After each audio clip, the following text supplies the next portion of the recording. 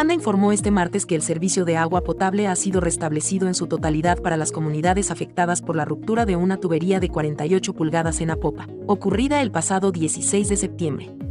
La entidad confirmó que, tras concluir las reparaciones y las pruebas hidráulicas, la tubería principal del sistema Zona Norte ya funciona con normalidad.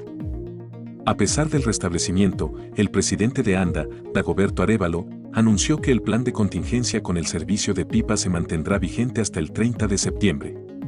Esta medida busca garantizar el suministro en los sectores donde la normalización del flujo en las tuberías internas pueda tardar más y para atender reportes específicos de la población.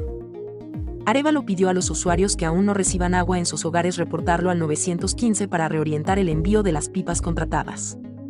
La falla inicial había afectado el suministro en numerosas zonas, incluyendo Mexicanos, Miramvalle, Escalón, San Benito, Santa Tecla y sus alrededores. Las autoridades de ANDA aseguran que mantienen un monitoreo constante en la tubería reparada y realizan trabajos para adecuar el terreno circundante como medida de prevención. Suscríbete, dale like y comparte con tus amigos.